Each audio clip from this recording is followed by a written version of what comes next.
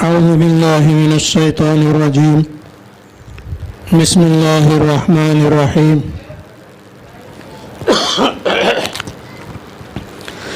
ولله غيب السماوات والأرض وما أمر الساعة إلا كلمح البصر أو هو أقرب إن الله على كل شيء قدير.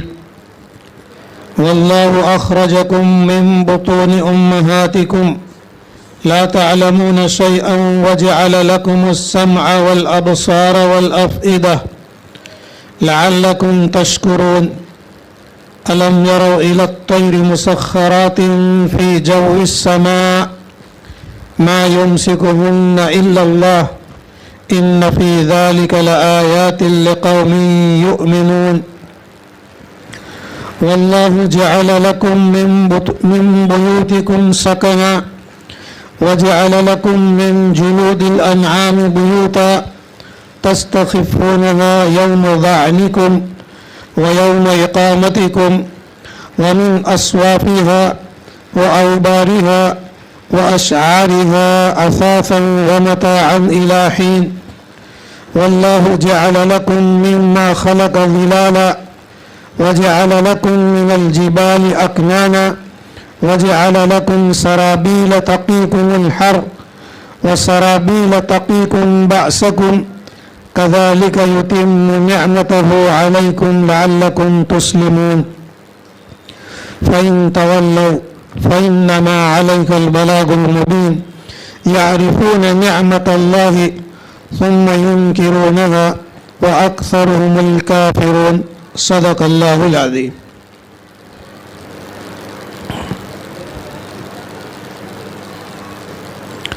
اللہ تبارک و تعالیٰ نے اس سے پہلے والی آیات کے اندر میں بھی اپنے انعامات کا تذکرہ فرمایا، اپنی نعمتوں کا تذکرہ فرمایا. اخیر کے اندر میں اللہ تبارک و تعالیٰ نے مثالیں دے دے کر کے سمجھایا. اللہ تبارک و تعالیٰ کا اور قرآن پاک کے اندر یہ نظام اور دستور ہے کہ سمجھانے کے لیے دو چیزیں ہیں. اس میں کہ جن کو سمجھانا ہے وہ دو قسم کے ہوتے ہیں، دو طرح کے ہوتے ہیں. عالم ہوتے ہیں، جاننے والے ہوتے ہیں، یا ان پڑھ اور جاہل ہوتے ہیں. تو اللہ تبارک و تعالیٰ عالموں کو دلائل کے ذریعہ سے سمجھاتے ہیں اور عام اور عوام اور جاہل قسم کے لوگوں کو اللہ تبارک و تعالی مثالوں کے ذریعہ سے سمجھاتا ہے. اخیر کے اندر میں اللہ تبارک و تعالی نے دو مثالیں دی تھی. ضرب اللہ مثلا عبدا مملوکا لا يقدر على شيء، یہ، اور دوسری مثال دی تھی وضرب اللہ مثلا الرجلین احدهما ابکم لا يقدر على شيء وهو کل على مولاه. دوسری مثال کے اندر میں اللہ تبارک و تعالیٰ نے ذکر فرمایا تھا کہ دو آدمی ہو، ان میں سے ایک جو ہے گنگا ہو اور بہرا ہو، کوئی کام کرنے کی اس کے اندر میں استعداد اور صلاحیت موجود نہ ہو، اور یہ غلام ہو اور اپنے آقا کے اوپر میں یہ بوجھ ہو. اینما یوجہہ لا یاتی بخیر، یہ آقا اس کو جگہ کہیں بھی بیچتا ہے تو وہ کوئی کام اچھا کر کے لاتا نہیں ہے. ہل یستوی ہوا، تو ایک تو یہ غلام ہے جو اپنے آقا کے اوپر میں بوجھ ہے. دوسرا ومن یأمر بالعدل وهو علی صراط مستقیم، اور دوسرا وہ آدمی ہے کہ جو عدل و انصاف کا کام کرتا ہے اور صراط مستقیم کے اوپر میں ہے، اور دوسروں کو بھی صراط مستقیم کی وہ دعوت دیتا ہے، عدل و انصاف کی دعوت دیتا ہے. تو اللہ تبارک و تعالیٰ فرماتے ہیں کہ وہ غلام اور یہ دونوں برابر ہو سکتے ہیں؟ دونوں برابر نہیں ہو سکتے. تو ظاہر بات ہے کہ اللہ تعالیٰ خالق ہے، مالک ہے، ساری کائنات کے اندر میں، ساری چیزوں کے اندر میں وہ تصرف کرنے کے اوپر میں قادر مطلق ہے، تبدیلی کرنے کے اندر میں قادر مطلق ہے. اور یہ معبودان باطلہ جو بت اور مورتیاں کی جو شکل کے اندر میں جو پتھر ہیں، جن کو انسانوں نے بنایا اور انسانوں نے تراشا تھا، تو وہ کسی بھی چیز کی وہ صلاحیت اور استعداد نہیں رکھتے. تو اللہ تبارک و تعالیٰ فرماتے ہیں کہ خالق کائنات کو مانو اور اسی کی عبادت کرو اور ان معبودان باطلہ کو چھوڑ دو، اس لیے کہ اللہ تبارک و تعالیٰ قادر مطلق ہے اور آسمانوں کی اور زمین کی اللہ تبارک و تعالیٰ سب ڈھکی چھپی ہوئی باتوں کو بھی جاننے والا ہے. اس لیے آگے اللہ تعالیٰ نے فرمایا وَلِلَّهِ غَيْبُ السَّمَاوَاتِ وَالْأَرْضِ، اللہ تبارک و تعالیٰ کے لیے آسمان کی چھپی ہوئی چیزیں اور زمین کی چھپی ہوئی چیزیں اللہ ہی کو معلوم ہے.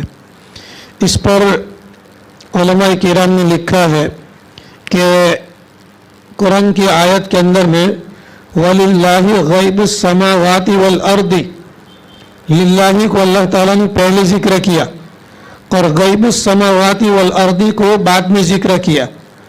عربی قانون نحو اور صرف اور گرامر کے اعتبار سے للہ بعد میں آنا چاہیے. للہ کا جو لفظ ہے وہ بعد میں آنا چاہیے، پہلے آنا چاہیے غیب السماوات والارض. یعنی آیت یوں ہونی چاہیے کہ وہ غیب السماوات والارض للہ، اور آسمانوں اور زمین کی چھپی ہوئی باتیں یہ اللہ کے لیے ہے. لیکن اللہ تبارک و تعالیٰ نے للہ کے لفظ کو پہلے ذکر کیا اور غیب السماوات والارض کو بعد میں ذکر کیا، اور یہ بتایا جیسا کہ عربی فصاحت اور بلاغت کا یہ دستور اور قانون ہے کہ یہ حصر کا فائدہ دیتا ہے. حصر کا فائدہ دینے کا مطلب یہ ہے کہ جس چیز کا تذکرہ اور جس چیز کا ذکر جس کے لیے کیا جاتا ہے وہ چیز اسی کے لیے خاص ہوتی ہے، کسی اور کے لیے نہیں. مثال کے طور پر یہاں پر اللہ تبارک و تعالیٰ غیب کی چیزوں کو ذکر فرماتے ہیں اور فرماتا ہے اللہ تعالیٰ کہ آسمانوں اور زمین کی غیب کی باتیں اللہ کے لیے ہے. تو للہ کے لفظ کو پہلے ذکر کر کے عربی فصاحت اور بلاغت کے اعتبار سے حصر کا معنی یہاں پر پیدا ہو گیا. حصر کا معنی جب پیدا ہو گیا تو اب ترجمہ یہ کیا جائے گا کہ آسمانوں اور زمین کی غیب کی باتیں اللہ ہی کے لیے ہے، اللہ ہی جانتا ہے. یہ ہی کے ذریعے سے جو ہے حصر اور تاکید ہو جاتی ہے. اس سے اب تردید ہو جائے گی کہ اللہ تبارک و تعالیٰ کی ذات کے علاوہ کوئی اور نبی مرسل کوئی بھی نہیں ہے کہ جو غیب کا جانتا ہو. نبی کریم صلی اللہ علیہ وسلم کو اللہ تبارک و تعالیٰ نے جتنا غیب کا علم دیا تھا اتنا غیب کا علم نبی کریم صلی اللہ علیہ وسلم کو معلوم تھا. اس کے علاوہ دوسرا غیب کا علم آپ صلی اللہ علیہ وسلم کو معلوم نہیں تھا. وہ علم غیب کہ جو اللہ تبارک و تعالیٰ کی صفت ہے اور اللہ تبارک و تعالیٰ کا وصف خاص ہے، اس کے اندر میں کوئی بھی شریک نہیں، کوئی نبی بھی نہیں، کوئی مرسل بھی نہیں، یہاں تک کہ حضرت محمد صلی اللہ علیہ وسلم بھی نہیں. غیب کی باتیں جانتے تھے آپ صلی اللہ علیہ وسلم، لیکن اتنی ہی غیب کی باتیں جانتے تھے جتنی اللہ تبارک و تعالیٰ نے آپ صلی اللہ علیہ وسلم کو بتائی. قرآن پاک کے اندر میں آیات کے ذریعے سے بتائی، یا معراج کے اندر میں اللہ تبارک و تعالیٰ نے سفر کروایا جنت جہنم وغیرہ کا، اور جو چیزیں بتائی وہ ساری چیزیں اللہ کی بتائی ہوئی چیزیں ہیں. آپ صلی اللہ علیہ وسلم ایسا غیب کا علم نہیں رکھتے جس طریقے سے اللہ تبارک و تعالیٰ کی ذات کو غیب کا علم ہوتا ہے. وَلِلَّهِ غَيْبُ السَّمَاوَاتِ وَالْأَرْضِ، اللہ ہی کے لیے آسمانوں اور زمین کی غیب کی باتیں ہیں. وَمَا أَمْرُ السَّاعَةِ إِلَّا كَلَمْحِ الْبَصَرِ، اللہ ہی کے لیے آسمانوں اور زمین کی غیب کی باتیں اس لیے ہے کہ آسمانوں کا پیدا کرنے والا اللہ ہے، زمین کا پیدا کرنے والا اللہ ہے. جو آدمی جس چیز کو بناتا ہے اس چیز کی پوری صفات سے وہ آدمی واقف ہوتا ہے. اگر کوئی آدمی مشین بناتا ہے تو اس کا جو انجینئر جو بنانے والا ہوتا ہے اس مشین سے سارا واقف ہوتا ہے. تو اللہ تبارک و تعالیٰ واقف ہے آسمانوں سے اور زمینوں سے. جو قادر مطلق آسمان اور زمینوں کو امر کن کے ذریعے سے بناتا ہے اور اس نے بنایا، تو اس زمین اور آسمان کو फना करने के अंदर में भी देर नहीं लगेगी। अल्लाह तबारक व तआला का हुक्म हुआ आसमान और ज़मीन पैदा करने का, तो अल्लाह ताला ने आसमान और ज़मीनों को पैदा किया। अब अल्लाह तबारक व तआला का जब हुक्म होगा तो आसमान और ज़मीन ये फना कर दी जाएगी। और ये फना करना जिसको क़यामत कहते हैं और अरबी के अंदर में साअत भी कहते हैं, तो ये जो मसला जो है ये तो पलक झपकने के बराबर है। ज़मीन और आसमान और कायनात को फना कर देना और क़यामत को कायम कर देना और क़यामत के बाद दोबारा फिर कायनात को, इंसानों को वगैरह को, मखलूक को ज़िंदा करना, ये तो पलक झपकने के बराबर है। वमा अम्र साअती इल्ला कलम्हिल बसर, क़यामत का मसला तो सिर्फ पलक झपकने के बराबर है। कलम्हिल बसर, लम्हुन का माना झपकाना और बसर का माना निगाह, आंखें पलक झपकती है, इतनी देर लगती है। अच्छा, यहाँ पर फिर आगे अल्लाह तबारक व तआला फरमाते हैं कि औ हुवा अक़रब, या क़यामत का आना या अल्लाह तबारक व तआला का क़यामत का लाना ये पलक झपकने से भी ज़्यादा नज़दीक है। औ हुवा अक़रब, पलक झपकने से भी ज़्यादा नज़दीक है। पलक झपकने के अंदर में पलक बंद होती है और उसके बाद में खुलती है। हज़रत सुलेमान अलैहिस्सलाम और बिल्किस के किस्से के अंदर में भी बताया था कि जो आलिम दीन था वो बिल्किस के तख़त को ले आया था और पलक बंद की और पलक खोली तो उस वक्त के अंदर में वो चीज़ मौजूद थी। तो उसने यूँ कहा था कि अन आती कभी क़ब्ल यरतद इलैका तरफ़ुक, मैं तुम्हारी पलक झपकने से पहले बिल्किस के शाही तख्त को ले आऊँ। तो पलक झपकने में देर लगती है। अल्लाह ताला यहाँ फरमाते हैं कि औ हुवा अक़रब, यह पलक झपकने से भी नज़दीक और करीब क़यामत है, पलक झपकने से भी करीब।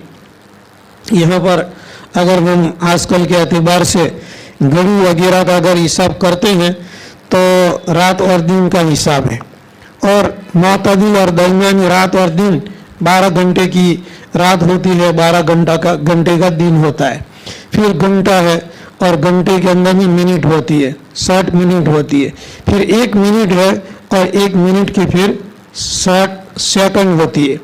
अब ईजाद के ज़रिया से, नई तहकीक के ज़रिया से एक सेकंड कितने का होता है? 1000 मिली सेकंड का होता है। 1000 मिली सेकंड का 1 सेकंड होता है। और फिर उसके बाद में आगे लिखा हुआ है कि 1 मिलियन यानी 10 लाख माइक्रो सेकंड जो है 1 सेकंड का हिस्सा होता है। 10 लाख माइक्रो सेकंड से 1000 मिली सेकंड बनती है और 1000 मिली सेकंड से 1 सेकंड बनती है। तो अब कुरान की फसाहत और बलागत को देखो, और इसके साथ साथ ये भी सोचो कि कुरान पाक कलाम इलाही है। जिस वक्त के अंदर में कुरान पाक नबी करीम सल्लल्लाहु अलैहि वसल्लम पर नाजिल किया गया, उस वक्त के अंदर में ये घड़ी घंटे वगैरह कुछ भी नहीं थे। अंदाजे के ज़रिया से, रात के अंदाजे से या सितारों के अंदाजे से जो है, या रोशनी के अंदाजे से ये नमाज वगैरह के औकात मुतय्यन किए जाते थे। और आइंदा ज़माने के अंदर में, जैसा कि पहले भी बताया था कि अल्लाह तबारक व तआला ऐसी चीज़ें पैदा फरमाता है या पैदा फरमाएगा कि जो हम नहीं जानते। तो अल्लाह तबारक व तआला घड़ी पैदा फरमाएगा। घड़ी के अंदर में मिनट का हिसाब होगा, फिर सेकंड का हिसाब होगा, और सेकंड के भी 1000 हिस्से होंगे। फिर 1000 हिस्से में से एक हिस्से के भी 10 लाख हिस्से होंगे, कौन जानता है। और हुआ अक़रब, तो क़यामत जो है उससे भी ज़्यादा करीब है, यानी माइक्रो सेकंड के ज़रिए से भी क़यामत ज़्यादा करीब है। अगर हमारी और आपकी समझ में नहीं आता कि ये इतने छोटे से वक्त के अंदर में इतना बड़ा काम कैसे हो सकता है, तो इसके लिए ईमान और यकीन की ज़रूरत है कि हम अल्लाह पर ईमान रखें, अल्लाह पर यकीन रखें।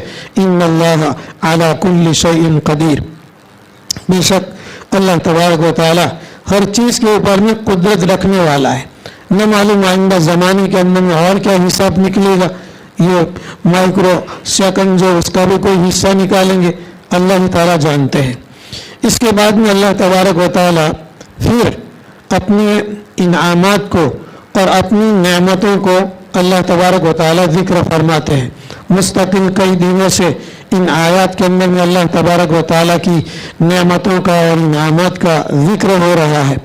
اور اسی لیے ہم نے سورہ نحل کی شروع دن کے اندر میں عرض کیا تھا کہ اس سورت کا دوسرا نام سورۃ النعم ہے، نعمتوں والی سورت. تو اللہ تبارک و تعالی نے بڑی بڑی کائنات اور مخلوق کا ذکر فرمایا. پہلے آسمانوں کا، زمین کا، اور پھر ان کے فنا ہونے کا ذکر فرمایا، قیامت کا تذکرہ فرمایا. پھر اس کے بعد میں اللہ تبارک و تعالی انسان کو پھر دعوت دیتے ہیں. اللہ تعالیٰ فرماتے ہیں کہ دیکھو انسان، ہم نے انسان کے اوپر میں کیا کیا انعامات نازل فرمائے اور کیا کیا نعمتیں ہم نے اس کو دی.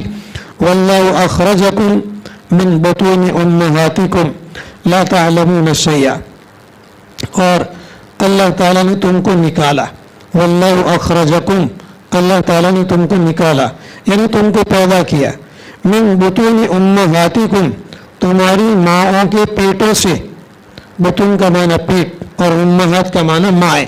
تم یعنی تمہاری ماؤں کے پیٹوں سے اللہ تعالیٰ نے تم کو پیدا کیا. لا تعلمون شیئا، جس وقت میں اللہ تعالیٰ نے تم کو پیدا کیا اس وقت کے اندر میں تم کچھ بھی نہیں جانتے تھے. وجعل لکم السمع، اور اللہ تعالیٰ نے تمہارے لیے کان بنائے. والابصار، اور آنکھیں بنائی. والافئدہ، اور دل بنائے. لعلکم تشکرون، تاکہ تم اللہ کا شکر ادا کرو.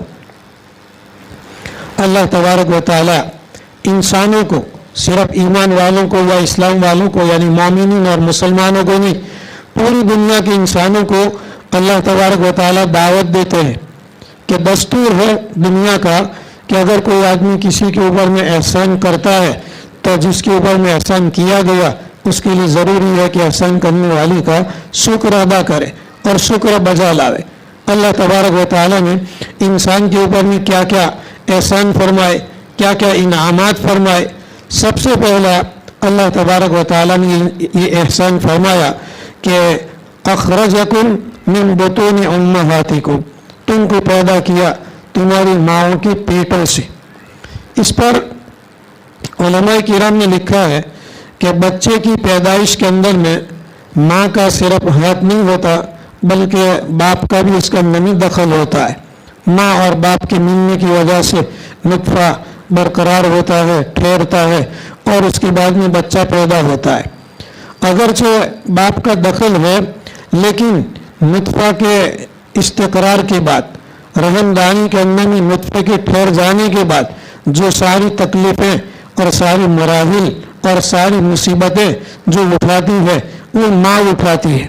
من بطون امہاتکم، نطفے کے ٹھہرنے سے لے کر کے بچے کے 9 مہینے 10 مہینے ماں کے پیٹ کے اندر میں ٹھہرنا اور پھر اس کے بعد میں اس کی ولادت کا ہونا، پیدائش کا ہونا، پھر اس کے بعد میں 2 سال تک بچے کو اپنا خون یعنی دودھ پلانا اور اس کی تعلیم تربیت کے لیے کوشش کرنا، اس کی بیماری وغیرہ کے لیے کوشش کرنا. تو اللہ تبارک و تعالیٰ نے باپ کی طرف نسبت نہیں کی، ماں کی طرف نسبت کر دی کہ تکلیفیں زیادہ اٹھاتی ہے ماں. اسی لیے حدیث شریف کے اندر میں آتا ہے کہ کسی صحابی رسول نے آپ صلی اللہ علیہ وسلم سے پوچھا کہ یا رسول اللہ، ماں کا حق پہلے ہے کہ باپ کا حق پہلے؟ تو آپ صلی اللہ علیہ وسلم نے فرمایا کہ ماں کا حق پہلے ہے. پھر پوچھا تو کہا کہ ماں کا حق پہلے. پھر پوچھا تیسری مرتبہ تو کہا کہ نہیں، ماں کا حق پہلے. پھر چوتھی مرتبہ جب پوچھا اس صحابی نے تو آپ صلی اللہ علیہ وسلم نے فرمایا کہ باپ کا حق ہے. یعنی پہلے ماں کا حق ہے پھر باپ کا حق ہے. یعنی اگر حقوق کے اگر 4 حصے کریں تو 3 حصے حق ماں کا ہوتا ہے اور 1 حصہ جو ہے باپ کا حق ہوتا ہے. تو اللہ تبارک و تعالیٰ نے اور اسی لیے اللہ تبارک و تعالیٰ نے ماں کے قدموں کے نیچے جنت کا بھی نبی کریم صلی اللہ علیہ وسلم کی زبان مبارک سے اعلان فرمایا کہ جنتیں جو ہے وہ ماں کے قدموں کے نیچے ہیں. یعنی اس کی خدمت کر کے آدمی جو ہے ماں کی خدمت کر کے جنت حاصل کر سکتا ہے. اور باپ کو اللہ تبارک و تعالیٰ نے دروازہ قرار دیا کہ باپ جو وہ جنت کا دروازہ ہے. تو ماں باپ کی خدمت کرنا اور اس سے اللہ تبارک و تعالیٰ کا راضی ہونا اور ماں باپ کو ناراض کر کے اللہ تعالیٰ کا ناراض ہونا قرآن اور احادیث کے اندر میں بارہا آپ سن چکے ہیں۔ تو اللہ تبارک و تعالیٰ نے یہاں پر ماں کی پیٹوں سے تم کو پیدا کیا، لا تعلمون شیئا، تم کچھ بھی جانتے نہیں تھے۔ اس پر علماء کرام نے لکھا ہے لا تعلمون شیئا، کچھ بھی نہیں جانتے تھے۔ ایک بچہ پیدا ہوتا ہے، بچے کی پیدائش کے بعد ڈاکٹر کی طرف سے کہا جاتا ہے اس کی صحت اور اس کا رپورٹ وغیرہ دیکھ کر کہ اس کو 10 گھنٹے تک دودھ نہ پلانا، 12 گھنٹے تک دودھ مت پلانا، یہ رات بھر دودھ مت پلانا، کل اتنے بجے اس کو دودھ پلانا۔ تو اس کے معدے کے اندر میں جو کچھ بھی ہوتا ہے وہ ہضم ہو جاتا ہے اور اس کے بعد میں جو ماں کا دودھ اس کو دیا جاتا ہے۔ آپ صلی اللہ علیہ وسلم کے زمانے کے اندر میں بچوں کو نبی کریم صلی اللہ علیہ وسلم کے پاس لایا جاتا تھا، بچے جو پیدا ہوتے تھے ان کو، تو آپ صلی اللہ علیہ وسلم کھجور منگواتے یا لوگ کھجور لے کر کے آتے اور آپ صلی اللہ علیہ وسلم کھجور کو چباتے اور اتنا چباتے کہ جب نگلنے کے قریب ہو جائے، ایسا چبانے کے بعد اس کھجور کو اس بچے کے تالو کے اندر میں لگا دیتے تھے۔ اور اس کا منشا اور مقصد یہ تھا کہ بچے کے پیٹ کے اندر میں سب سے پہلے نبی کریم صلی اللہ علیہ وسلم کی مبارک لعاب مبارک یعنی تھوک پہنچے اور آپ صلی اللہ علیہ وسلم کا چبایا ہوا کھجور سب سے پہلے بچے کے پیٹ کے اندر میں جائے، اس لیے بچوں کو لایا جاتا تھا۔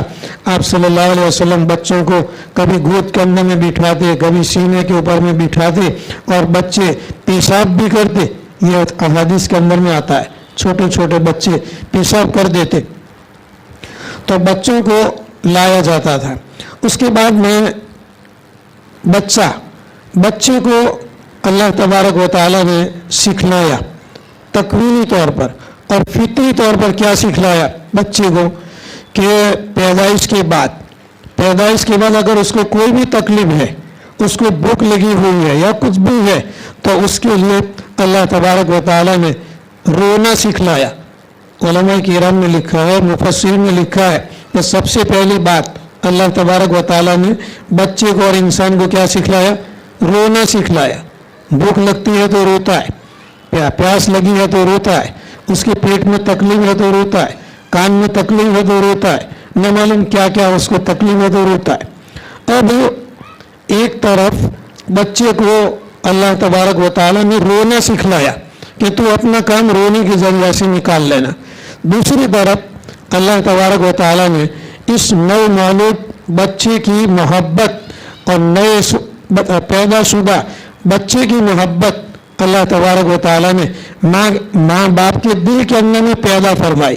ایک طرف بچہ روتا ہے اور ادھر ماں اور باپ پریشان ہوتے ہیں اور پریکٹس کرتے ہیں، تجربہ کرتے ہیں کہ شاید اس کے کان کے اندر میں تکلیف ہوگی، کان میں درد ہوگا، کان کے اندر میں ڈراپ ڈالتے ہیں، پھر کوئی آتا ہے کہتا ہے کہ نہیں اس کو پیٹ کے اندر میں تکلیف ہوگی یا کوئی چوک آتی ہوگی تو ناپ کے اندر میں کوئی وکس بام وغیرہ ایسا رکھتے ہیں یا کوئی ڈراپ ہوتا ہے تو وہ پلاتے ہیں، کوئی آتا ہے کہ ایسا کرو، یہ کرو، وہ کرو۔ سارے رشتہ دار جو ہے اس کی فکر کے اندر میں لگ جاتے ہیں کہ اس بچے کو تکلیف کیا ہے۔ یہ انسان ایسا ہے کہ سوائے رونے کے اس کو کچھ نہیں آتا۔ یہ اللہ تبارک و تعالیٰ نے اس کو رونا سکھلایا، رونے سے اپنا کام وہ ختم کرتا ہے، پورا کرتا ہے۔ اس کے بعد میں اللہ تبارک و تعالیٰ نے اسی بچے کو ماں کی پستان سے دودھ کا چوسنا بھی اللہ تعالیٰ نے سکھلایا۔ ایک نو مولود بچہ پیدا ہوا اور ماں نے اپنا پستان اس کے منہ کے اندر میں رکھا، تو یہ منہ جو کھولتا ہے یہ بھی اللہ تعالیٰ نے اس کو سکھلایا۔ پھر ماں کا پستان اس کے منہ کے اندر میں گیا اور بچے نے ماں کے پستان کو دبا کر چوس کر کے دودھ پینا جو شروع کیا، یہ بھی اللہ تبارک و تعالیٰ نے اس کو سکھلایا۔ ورنہ دنیا کا کوئی ڈاکٹر یا کوئی عقل مند نہیں ہے کہ اس نو مولود بچے کا منہ کو پھاڑے اور منہ کے پھاڑنے کے بعد میں اس کو سکھلائے کہ بھیا تیری غذا جو ہے تیری ماں کا دودھ ہے اور پستان کے لیے تو منہ کھول اور اس کو چوس نہیں کر سکتا۔ یہ تو انسان کا حال ہے، جانوروں کے اندر میں بھی ایسا ہے۔ जानवर हैं, जानवरों को भी अल्लाह ताला ने तकवीनी तौर पर सिखलाया। एक बकरी है या एक भैंस है या एक गाय है, उसको बच्चा पैदा होता है, उसके बाद में उसका मालिक जब बच्चे को माँ की थनों के पास में रखते हैं या उसके थन को बच्चे के मुंह के अंदर में देते हैं तो जानवर का बच्चा भी दूध चूसना शुरू कर देता है। इसी तरीके से बहुत से जानवर ऐसे हैं कि पानी के अंदर में तैरते हैं। ये कौन सी ट्रेनिंग स्कूल के अंदर में ट्रेनिंग लेने के लिए गए थे? सीखने कौन सी स्कूल में सीखने के लिए गए थे?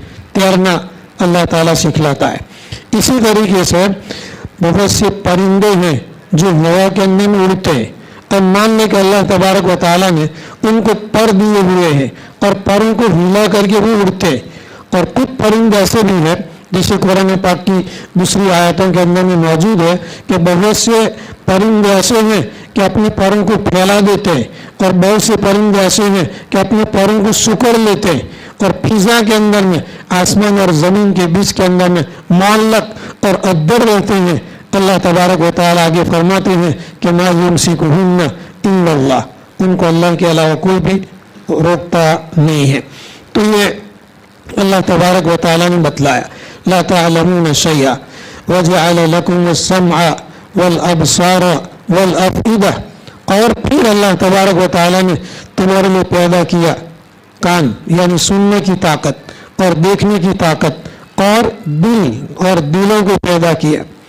इंसान सबसे पहले कानों के जरिए से सुनता है, इसलिए अल्लाह तबारक व तआला ने समा का कान का जिक्र पहले फरमाया और अबसार निगाहों का जिक्र बाद में फरमाया। बच्चा पैदा होता है तो कई दिन तक उसकी आंखें बंद रहती है, फिर उसके बाद में आंखें खोलता है। तो सबसे पहले जो इंसान के जिस्म के अंदर में जो इल्म जाता है वो कानों के रास्ते से जाता है। इसीलिए शरीयत ने कहा कि जब बच्चा पैदा हो उस वक्त के अंदर में उसके दाहिनी कान के अंदर में अज़ान पढ़ी जाए और बाएं कान के अंदर में इकामत पढ़ी जाए। हालांकि बच्चा जो है ना समझता है कुछ भी नहीं, लेकिन अहादीस के अंदर में भी आता है, उलमाए किराम में भी लिखा है कि ये जो अज़ान पढ़ी जाती है और इकामत कही जाती है, तौहीद की दावत है, रिसालत की दावत है, कामयाबी की दावत है, नमाज की दावत है, अल्लाह की बड़ी होने की दावत है, नबी करीम सल्लल्लाहु अलैहि वसल्लम के रसूल होने की जो दावत है, वो सारी चीज़ें उसके दिल दिमाग के अंदर में घर कर जाती है। यूँ समझो कि बच्चे का दिल दिमाग जो है एक पूरी स्लेट होती है और उसी के ऊपर में लिखा जाता है। अब गैरों की तरफ से ये भी स्कीमें की जा रही है कि बच्चों की पैदाइश अगर हॉस्पिटलों के अंदर में होती है तो कुछ हॉस्पिटल और कुछ डॉक्टर ऐसे भी होते हैं कि वहाँ तक पहुँचने नहीं देते और अज़ान पढ़ने नहीं देते और उससे पहले न मालूम क्या क्या जो उनके मजहब के मुताबिक होता है वो गाने बजाने की शक्ल के अंदर में बजाते हैं। और बहुत से अखबार के अंदर में भी आया, अरबी अखबारों के अंदर में भी आया कि सबसे पहले इंसान के दिल दिमाग के अंदर में जो अज़ान की और अल्लाह की आयत पहुँचनी नहीं चाहिए, ये उनकी स्कीमें हैं। वल्लाहु अखरजकुम मिन बुतूनि उम्महातिकुम ला तअलमून शैआ, अल्लाह ताला ने तुमको तुम्हारी माँ के पेटों से पैदा किया, तुम कुछ भी नहीं जानते थे। वजअल लकुमुस-समअ वल अबसारा, तुम्हारे लिए अल्लाह ताला ने कान और आंखें पैदा फरमाई, वल अफइदा, और दिल पैदा फरमाए। ये हुक्मा और हकीम लोग जो हैं इनका कहना ये है कि आदमी जो सोचता है ये दिमाग से सोचता है, गौर व फिक्र करता है, दिमाग से गौर व फिक्र करता है। लेकिन इस्लाम और कुरान ये कहता है कि आदमी दिमाग से नहीं सोचता, आदमी दिल से सोचता है, आदमी दिल के जरिए से गौर व फिक्र करता है। इसीलिए अल्लाह तबारक व तआला ने इंसान की पैदाइश के बाद कान और आँखों के तस्कीर जिक्र करने के बाद दिल का जिक्र फरमाया, अक्ल का तस्कीरा नहीं फरमाया। अल्लाह ताला फरमाते हैं कि लअल्लकुम तशकुरून, ताकि तुम अल्लाह का शुक्र बजा लाओ। तो एक तो ये नेमत अल्लाह तबारक व तआला ने जो है इंसान के ऊपर में नाजिल फरमाई। फिर उसके बाद में दूसरी नेमत, अलम यरौ इला तैरी मुसख्खरातिन फी जव्वी समा, ये इंसान देखता नहीं, गौर व फिक्र नहीं करता پرندے کو نہیں دیکھتا، مسخرات فی جو السما، آسمان کی فضا کے اندر میں یہ معلق ہوتا ہے، قدر ہوتا ہے، مسخر اور تابع ہوتا ہے۔ اللہ تعالیٰ فرماتے ہیں کہ ما یمسکہن الا اللہ، ان پرندوں کو فضا کے اندر میں روکنے والا اللہ کی ذات کے علاوہ کوئی نہیں ہے۔ ان فی ذلک لآیات لقوم یؤمنون، بے شک اس کے اندر میں البتہ بڑی نشانیاں ہیں ان لوگوں کے لیے جو ایمان لاتے ہیں۔ پرندے کی طرف غور و فکر کرنا یہ ایمان والوں کا کام ہے۔ کیا غور و فکر کرے؟ حدیث شریف کے اندر میں آتا ہے، نبی کریم صلی اللہ علیہ وسلم نے فرمایا کہ انسان روزی کی فکر کے اندر میں پھرتا رہتا ہے اور پرندوں کے اندر میں غور و فکر نہیں کرتا کہ روزی دینے والا اللہ تعالیٰ ہے، پرندوں کو بھی اللہ تبارک و تعالیٰ روزی دیتا ہے۔ حدیث شریف کے اندر میں آتا ہے کہ لو انتم تتوکلون علی اللہ حق توکلی ترزقون کما یرزق الطیور، کہ اگر تم اللہ پر اعتماد اور بھروسہ کرو تو تم کو ایسی روزی دی جائے گی جس طریقے سے پرندوں کو روزی دی جاتی ہے۔ تغدو خماسا و تروح بطانا، صبح کے وقت کے اندر میں پرندے نکلتے ہیں تو خالی پیٹ نکلتے ہیں اور شام کو اپنے گھونسلے کے اندر میں جب ٹھکانے میں واپس آتے ہیں تو پیٹ بھر کر کے واپس آتے ہیں، پیٹ بھرا ہوا ہونے کی حالت میں واپس آتے ہیں۔ تو اللہ تبارک و تعالیٰ دعوت دیتے ہیں کہ پرندے اپنا مال سامان کھانے کا پینے کا جمع نہیں رکھتے، وہ اللہ پر توکل اور بھروسہ کرتے ہیں۔ تو انسان کو بھی چاہیے کہ اللہ پر توکل اور بھروسہ کرے۔ اور اس کے ساتھ ساتھ اللہ تبارک و تعالیٰ نے اب ان دونوں آیتوں کی تفسیر کے اندر میں دوسری یا تیسری بات یہ سمجھو کہ اللہ تبارک و تعالیٰ نے کان دیے، نگاہیں دی اور دل دیا، ان کا استعمال اور اسی طریقے سے کائنات کے اندر میں جو پرندوں کی شکل کے اندر میں جو مخلوق ہے اس کے اندر میں ایمان والوں کو چاہیے کہ غور و فکر کرے۔ حدیث شریف کے اندر میں آتا ہے کہ کان اور آنکھیں اور دل، اس کا استعمال اللہ تبارک و تعالیٰ کی حکم کے مطابق کرنا چاہیے۔ جہاں سننے کی اجازت ہے وہاں سنیں، جہاں سننے کی اجازت نہیں ہے، ناجائز ہے، حرام ہے، اس سے سننے سے بھی بچے اور اس کو دیکھنے سے بھی بچے، اور غور و فکر کرنے کے اندر میں بھی اچھی چیزوں کا غور و فکر کرے۔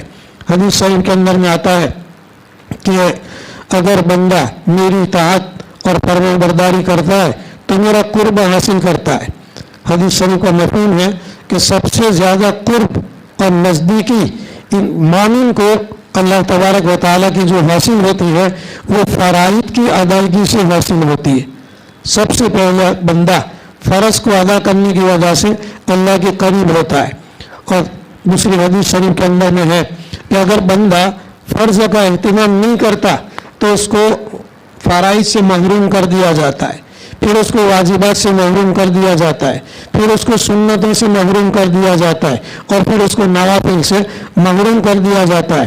یہاں تک علماء کرام نے اس کی تشریح اور تفصیل کے اندر میں لکھا ہوا ہے کہ نعوذ باللہ کہیں ایسا بھی ہو سکتا ہے کہ اللہ تعالیٰ اس کو ایمان سے بھی محروم کر دے۔ تو سب سے پہلے آدمی اللہ کا قرب حاصل کرتا ہے فرائض کے ذریعہ سے۔ اب جب فرائض کا لفظ آتا ہے کہ انسان فرائض کے ذریعہ سے اللہ کا قرب حاصل کرتا ہے تو ہمارے اور تمہارے ذہن کے اندر ایک بات آتی ہے، فرض نمازیں۔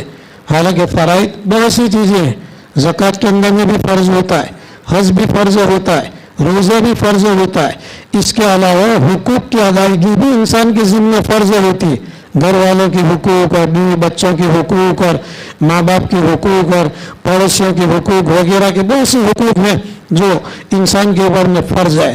تو اللہ تبارک و تعالیٰ فرائض کی ادائیگی کے ذریعے سے قریب ہوتا ہے۔ پھر اس کے بعد میں نبی کریم صلی اللہ علیہ وسلم نے فرمایا کہ بندہ نوافل کے ذریعے سے بھی میرا قریب ہوتا رہتا ہے، اور نوافل سے میرا صرف نفل نمازیں نہیں بلکہ فرائض کی ادائیگی کے بعد میں زیادہ اس کام کو کرنا یہ نفل کہلاتا ہے۔ جیسے رمضان کا روزہ 30 روزے فرض ہے، اور پھر سال بھر اگر تم روزے رکھتے رہو گے تو یہ نوافل ہو جائیں گے۔ इसी तरीके से माल को खर्च करना ज़कात की शक्ल के अंदर में, ये तो फ़र्ज़ है। और ज़कात की अदायगी के बाद में फिर किसी वजह से अगर तुम खर्च करते हो तो ये नफल है। एक मरतबा हज ये फ़र्ज़ है, उम्रा एक मरतबा वाजिब है ज़िंदगी के अंदर में, और फिर बार बार अगर आप हज करते रहें और उम्रा करते रहें तो ये नफल है। इसी तरीके से अल्लाह तबारक व नबी करीम सल्लल्लाहु अलैहि वसल्लम की रिवायत के अंदर में है कि बंदा नवाफिल के ज़रिया से अल्लाह ताला का करीब होता रहता है। हदीस कुदसी है, यहाँ तक कि अल्लाह तबारक व ताला फरमाते हैं कि फिर मैं उसका कान बन जाता हूँ जिससे वो बंदा सुनता है, वो उसकी मैं आँखें बन जाता हूँ जिससे वो बंदा देखता है, और फिर उसके मैं हाथ बन जाता हूँ जिससे वो पकड़ता है, उसके मैं पाँव बन जाता हूँ जिससे वो चल करके जाता है। इसकी तशरीह के अंदर में उलमाए किराम ने लिखा है कि मोमिन बंदे का सुनना अल्लाह की खातिर, देखना अल्लाह की खातिर, और उसका पकड़ना अल्लाह की खातिर, उसका चलना अल्लाह की खातिर, और उसका सोचना और गौर व फिक्र करना ये अल्लाह की खातिर है। वल अफ़इदा लअल्लकुम तशकुरून, ताकि तुम अल्लाह का शुक्र अदा करो और अल्लाह का शुक्र बजा लाओ। अलम यरौ इला तैरी, क्या तुमने परिंदे को नहीं देखा, मुसख्खरातिन फी जौलिस समा, कि जो आसमानों की फिजा के अंदर में ताबे है, मा युमसिकुहुन्ना इल्लल्लाह, उनको अल्लाह के अलावा कोई रोकने वाला नहीं है। इन्न फी ज़ालिका लआयातिन लिक़ौमिन युमिनून, बेशक उसके अंदर में अलबत्ता बड़ी निशानियां हैं उन लोगों के लिए जो अल्लाह पर ईमान लाते हैं या अल्लाह के ऊपर में ईमान रखते हैं। और बात उलमाए किराम ने लिखी है कि इंसान के लिए अल्लाह तबारक व तआला ने ये सारी चीज़ें पैदा फरमाई, वो मखलूक के जो खुश्की के अंदर में है, वो मखलूक के जो समंदर के अंदर में है, और ऐसी मखलूक परिंदों की शक्ल के अंदर में कि जो ज़मीन और आसमान के बीच के अंदर में बसती है, और ऐसी है कि इंसान अगर उसको पकड़ना भी चाहे उसको पकड़ नहीं सकता, लेकिन अल्लाह तबारक व तआला ने इन परिंदों को भी इंसान के लिए ग़िज़ा के तौर पर पैदा फरमाया है, और जब मुक़द्दर होता है उस वक्त के अंदर ये परिंदे इसके काबू के अंदर में आते हैं और इंसान इसको खाता है। तो ये अल्लाह तबारक व तआला की नेमतें हैं। वल्लाहु जअल लकुम मिन बुयूतिकुम सकनन, और अल्लाह तबारक व तआला ने तुम्हारे लिए तुम्हारे घरों को सुकून की जगह बनाया। आदमी किसी के घर पर है या सफ़र की हालत के अंदर में है, और सामने वाले मेज़बान कितना भी उसका इकराम और एहतराम करता है, और उसकी सारी चाहतें और जो भी ख्वाहिशें और जो भी वो चीज़ मांगता है तो वो मेज़बान उसकी पूरा करता है। लेकिन जो चैन और सुकून उसको घर के अंदर में नसीब होता है अपने घर के अंदर में, वो वहाँ सारी नेमतों के होने के बावजूद वहाँ पर चैन और सुकून नसीब उसको नहीं होता। इसीलिए कहते हैं, और उलमा ने भी लिखा हुआ है कि अगर बड़ा सा बड़ा मकान है और उसके अंदर में चैन और सुकून नहीं है तो ये बड़ा मकान किसी भी काम का नहीं है। उसके बरखिलाफ अगर कोई छोटा सा मकान है या कोई कच्चा पुराना मकान है और उसके अंदर में चैन और सुकून है तो ये सबसे बड़ी नेमत है अल्लाह तबारक व तआला की। वल्लाहु जअल लकुम मिन बुयूतिकुम सकना, अल्लाह ताला ने तुम्हारे घरों को चैन और सुकून का जरिया बनाया।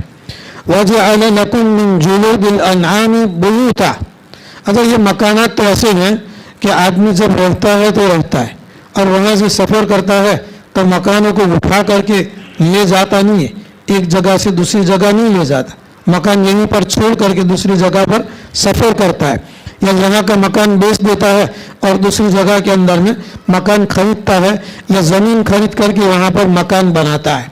अल्लाह ताला फरमाते हैं कि एक इनाम हमारा ये भी है इंसानों के ऊपर में कि हमने जानवरों के चमड़ों को तुम्हारे लिए घर बनाए।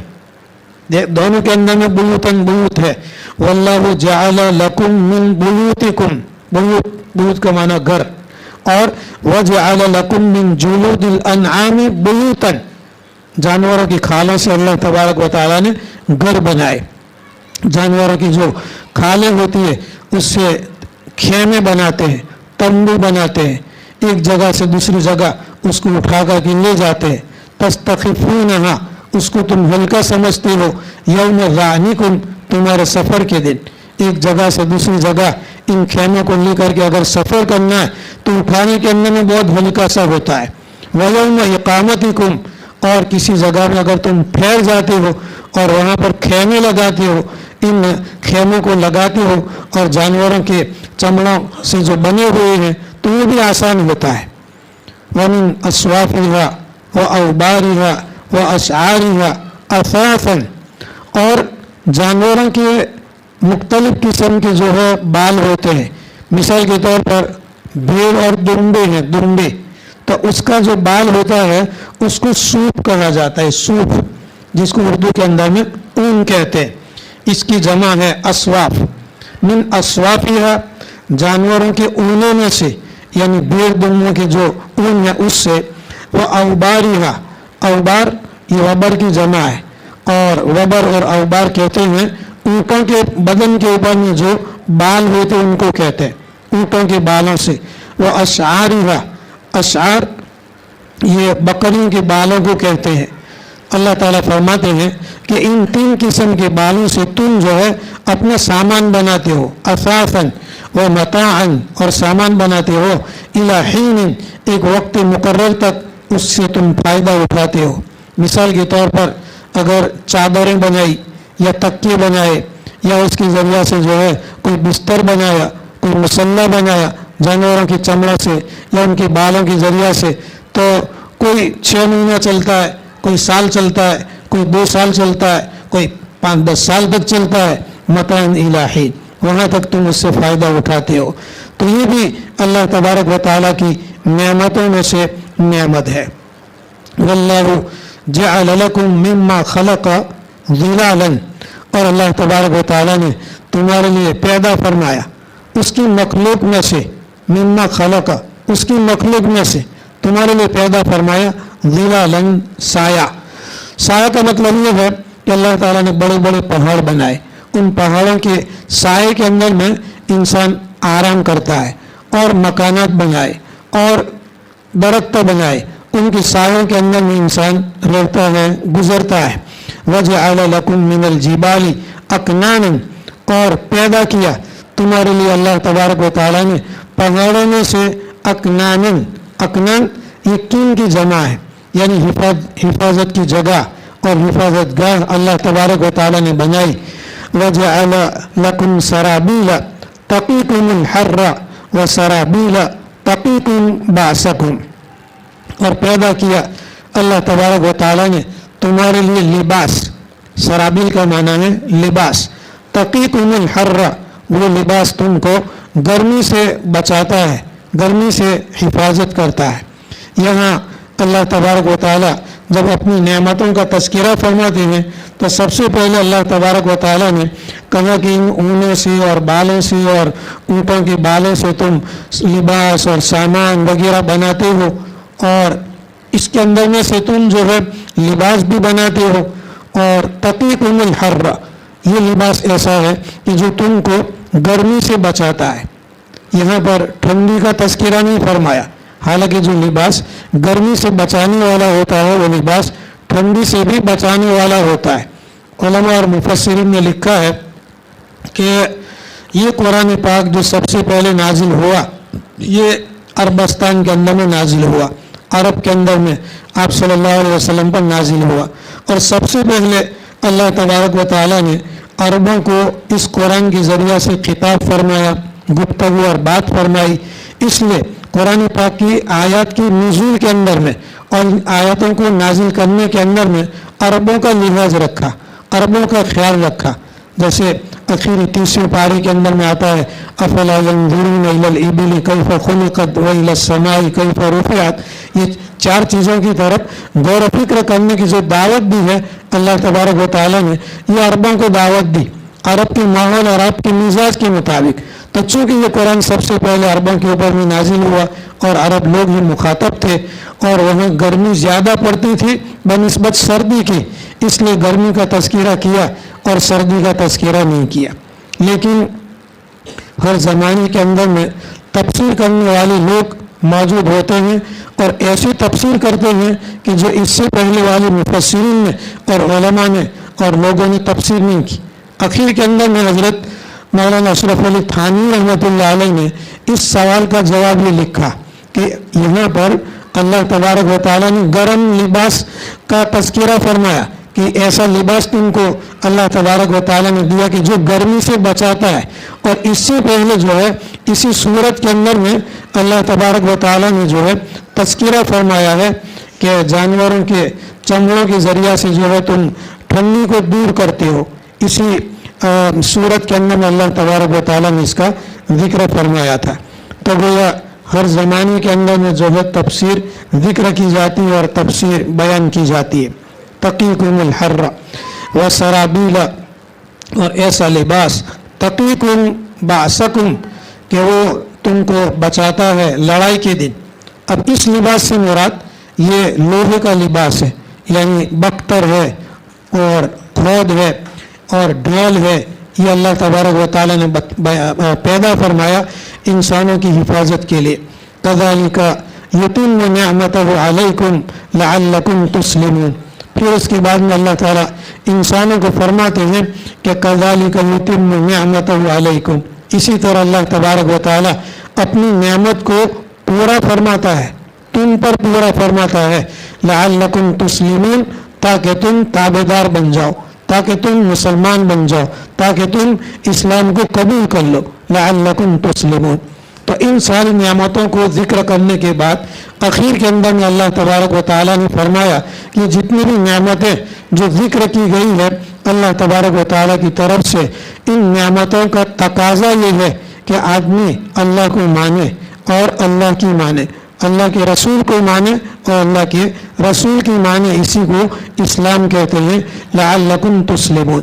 کذالک یتم نعمتہ علیکم، اسی طرح اللہ تبارک و تعالیٰ اپنی نعمت کو پورا کرتا ہے تم پر تاکہ تم تابعدار بن جاؤ، اسلام کو قبول کرو۔ فَإِن تَوَلَّوْا، یہ نبی کریم صلی اللہ علیہ وسلم پر قرآن پاک کی آیات اور اللہ تعالیٰ کی نعمتیں اور اللہ تعالیٰ کی انعامات کا ذکر فرما کر اللہ تبارک و تعالیٰ فرماتے ہیں نبی کریم صلی اللہ علیہ وسلم سے کہ اتنا سارا سمجھانے کے باوجود فَإِن تَوَلَّوْا، اگر وہ گردانی کرے، اسلام کو نہ مانے، اللہ کو نہ مانے، اللہ کے رسول کو نہ مانے، تو فَإِنَّمَا عَلَيْكَ الْبَلَاغُ الْمُبِينُ، یہ رسول پاک صلی اللہ علیہ وسلم آپ پر تو صرف کھلم کھلا بات کو پہنچا دینا ہے، ذمہ داری آپ کی صرف اللہ کے احکام کو پہنچانا ہے بس۔